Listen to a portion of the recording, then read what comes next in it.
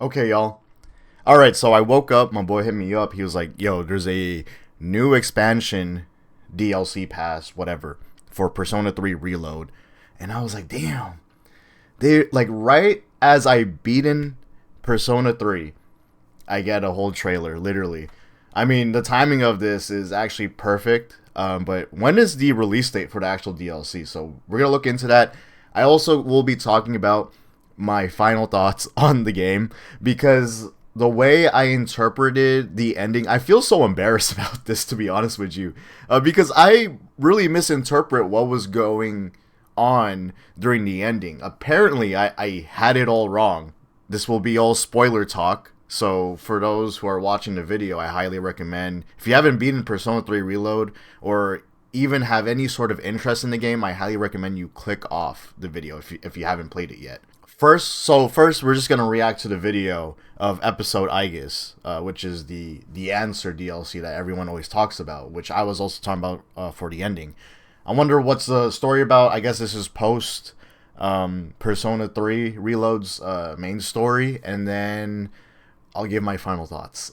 Like, it's just gonna be a quick final thoughts. You're not gonna have like a whole essay video. Trust me. And I don't even have a script on me. All right, let's just play it. Let's check it out. So on the last day of March, before the dark hour, or before 12 a.m. at least. The dark hour's gone, right? Wait, hold up. Let me lower the volume a little bit because you might hear an echo. I don't have my headphones on. The moment time looped. Dude, Junpei got bodied, bro. Out of everyone, yeah, he really would get bodied. Okay. Oh my god, it's a really, really big story. The same day is repeating itself. So there's still problems. Even without the MC. Oh. This is gonna be so sad for Aegis. There was so much character development for her at the end of the game. Especially with her in the MC, Makoto. But who is this new character? It's like another Aegis. Oh, it's coming out September. Oh my god, that's so good. Good cover art. If that is cover art. So Wave 1, Wave 2. So I have this on Game Pass. So apparently my friend said you could get the DLC for free if you have Game Pass Ultimate, which I don't have. I mean, I was gonna buy it, like buy Game Pass regardless to get the DLC if it was available. Wait, hold up. Let me see this. So Wave 1 comes March 12th. Persona has Persona 5 music. And Persona 4. Okay, that's cool. That's actually dope. So I guess this is like their wrap up on finishing up this whole game, huh? Persona 3, oh, Persona 4 Golden.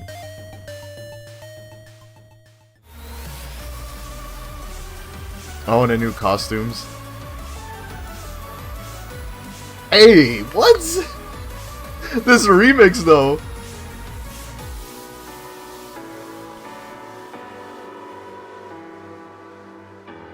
Is there anything? That's it? Okay. Alright. So, this was like a pretty quick video. They're very straightforward with it, right? Like, alright, this is what happens. The time... So, apparently there's more problems, even though Makoto did his best on... you know, sealing Nyx and everything. So, again, I have no idea what's going on. I'm a new guy when it comes to Persona 3, right? I'm just a new player overall when it comes to Persona games. Like, I mean, I only played vanilla Persona 5 and then Persona 5 Strikers. That's really it. That's my history with Persona. Back then when they were first launched. So, it's been 7 years since I last played an actual Persona game. But... look at this scene, though. Dude, Junpei, it's always Junpei, bro. I'm sorry, I don't, you know, like, if you go to my second channel, I do have a beef, a reoccurring beef with Junpei. I'm sorry, I know people like him, but with me, I just did not like him throughout the whole playthrough. He did redeem himself though in the final boss fight. So, but throughout the whole entire playthrough, oh my god, man, like we had some beef. And yeah, you know, seeing this, I'm like, yeah, of course he would be the one getting bodied. I've come to protect you. So wait, literally another Aegis, like literally. Metis. Metis. I don't know what that means though. So Aegis Metis. I mean, like for those who are like, oh, you know what's funny? This kind of reminds me of Persona 5 in one of their dungeons. But anyway, for those who are like familiar with Persona 3, I would sort of want a little. Don't spoil it, but sort of give me a summary, like give me a general summary of like what's this mainly about, other than like maybe that is super spoilers, huh? Like I don't wanna actually. Yeah, we'll just find out on September actually to see what this DLC is actually really about. So again, and also, but what I'm really wondering is how long is this DLC though? That's what that's the main thing I'm very curious about. Like if it's like 20 hours, I'm totally fine with it. But I never really, I mean, you could say we all experience a Persona expansion through like the FES version of Persona 3 and the Royale edition and the golden version of Persona 4. But I wonder like just its DLC itself, cuz this is literally marketed as a DLC. There's no upgrade or I mean technically it is sort of an upgrade, but like yeah, this is marketed as a DLC compared to the other games where they marketed it as a full game, and if you want to experience the new stuff, you would have to buy the full game. Am I correct on that? Like when it comes to like Royale and Golden, right? And even FES. But this is gonna be interesting. This is gonna be heartbreaking to see, because all right, let's talk about like my final thoughts on the ending, because I swear I'm embarrassed because like I was like laughing and sort of clowning on the characters, not in a negative way. I wasn't clowning to the sense where like I was bashing on the game and how ridiculous the characters are. No, it was more so like it's just how I am when I play my games. Like obviously I do take this whole, I take storytelling and the whole art form itself, you know, in games seriously, but there's obviously going to be times where I'm always cracking up jokes. But yes, in the end of the day, I take these things like seriously when it comes to storytelling, their art form, especially if they're really serious about it, right? If it's interpreted to be serious about it.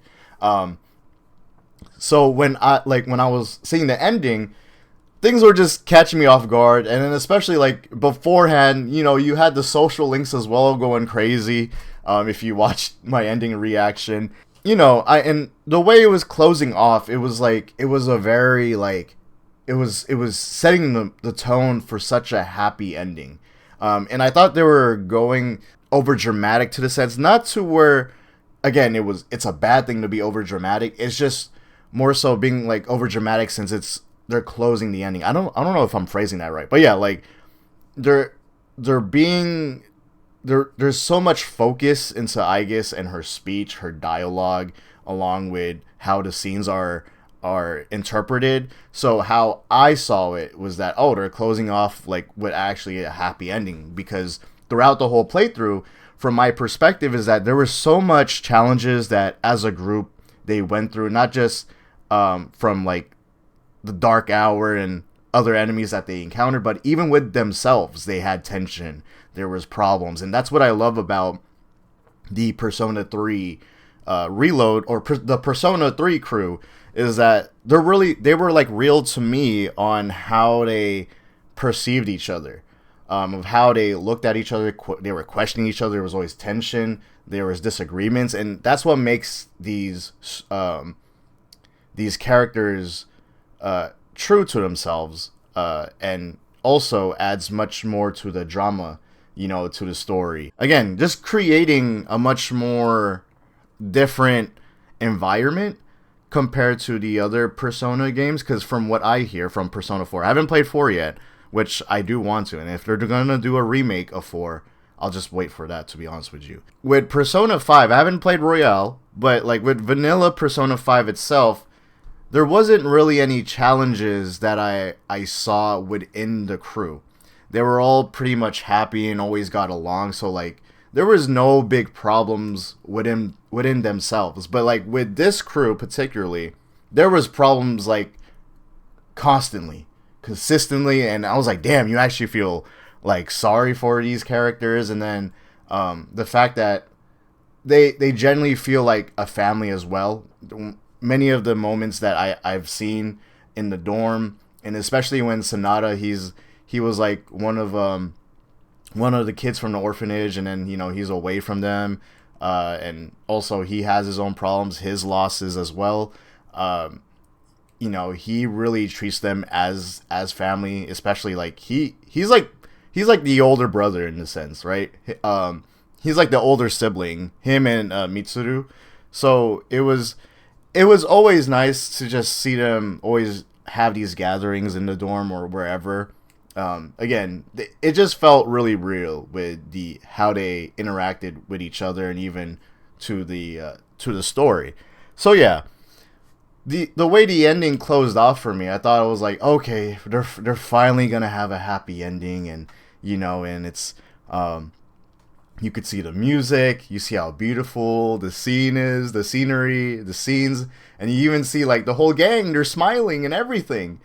But so when it closed off, I was like, okay, that's good. And I did say, like, if I think it would have been a much better ending if they forgotten about the MC or about Aegis. Just to add more to the heartbreak. I know that sounds so depressing and everything, right? Even though I don't want to see the characters go through that, but I think the way it would close off, especially like it set those tones for me already, where it could be like a dark story. So I was like, you might as well just end it like that, but end it like make it have like a bittersweet ending.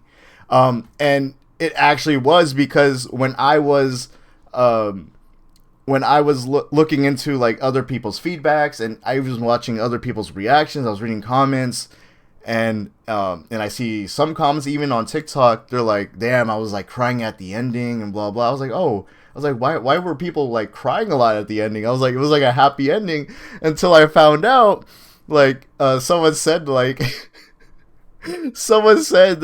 he actually sacrificed himself for his crew, and I was like, oh damn. I was like, oh, so that's why you had the scene with the blue butterfly. You had this whole speech with Aegis. Now, I'm not sure if Aegis really knew, because I read your guys' comments. Apparently, Aegis, like, no one really knew, like, what was going to happen with him. So, like, but, yeah, apparently, I wasn't gonna say, like, he really, like, I just really thought it was a over dramatization of him finally resting, like literally just taking a nap.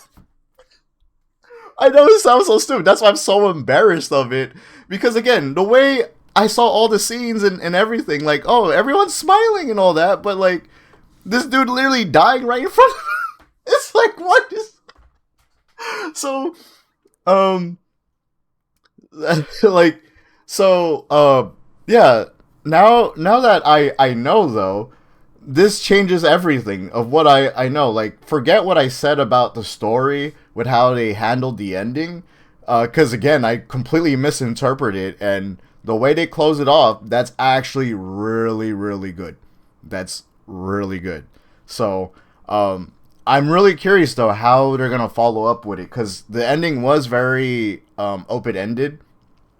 And I want to know, like, everyone's like thoughts, their feelings on the situation, especially now that he's gone. He passed away, or I guess apparently his soul is also sealed with Nyx or something like that. I have to reread your guys' like comments or whatever. But yeah, this is actually one of the saddest Persona endings like I've experienced, because again, from what I heard, Persona 4, everyone loved the crew in Persona 4, you know, and their friendship, and the same comments go for 5, Persona 5.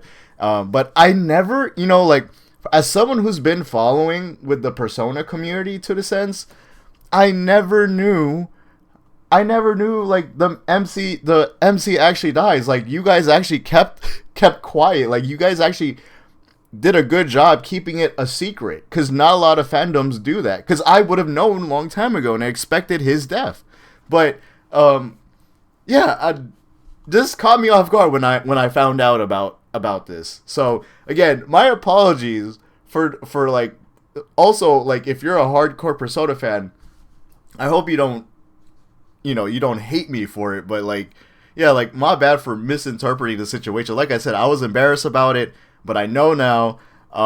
And I think from what, like, I think just storytelling in general, I think Persona 3 Reload is one of the best things I've experienced. You know, not just as a RPG game, but for storytelling in video games, because like, you literally, like, what's so beautiful about the Persona games is that you spend time with all these characters. There's legit bonds with them, with you as the player, because you have a whole freaking year with them, and you see all these characters grow. So like, to see the ending and see the MC actually gone, and you know, him willing to sacrifice himself for the greater good, right, is like, damn, is one of the most heroic wrap ups you could do for the base game ending. I'm also curious too, because look, like, what's interesting, like, she's even in the Velvet Room. I guess, like, I don't think anyone could have access to the Velvet Room other than him, but now it's Aegis. The power you gain means to attain that answer.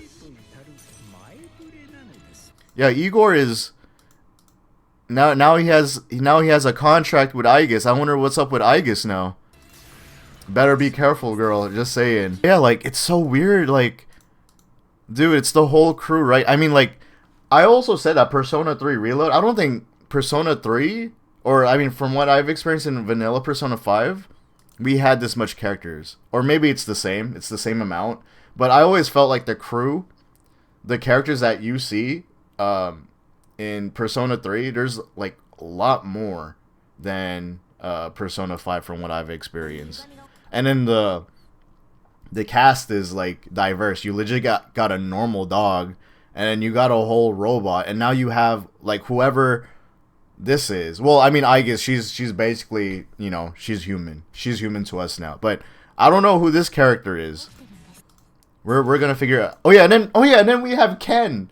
We got a whole kid on the crew too. It's like, what?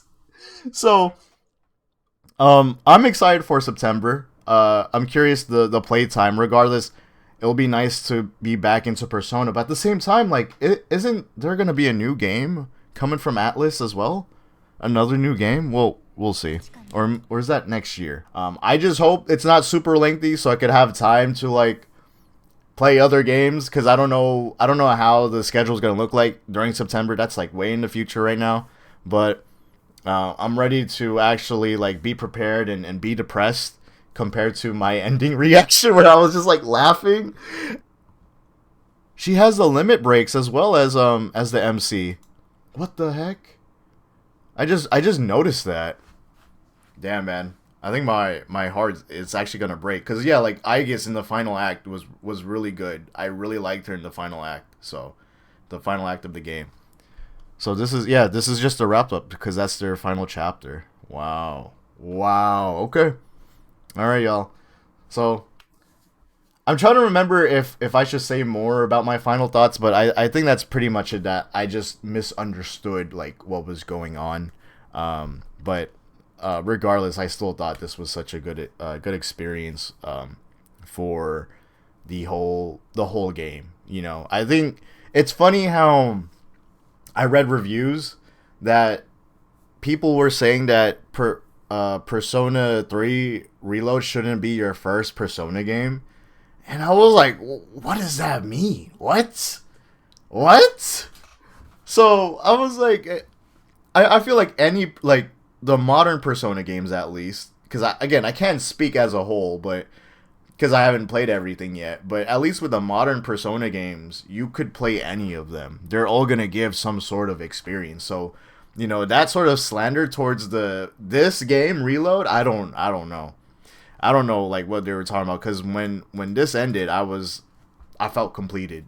And if I knew what was going on, I would felt depressed. But I'm like, damn, that was like a satisfying story to go through, especially, again the I think with Persona, they're really good with their characters. They're really good on character writing and how they develop them.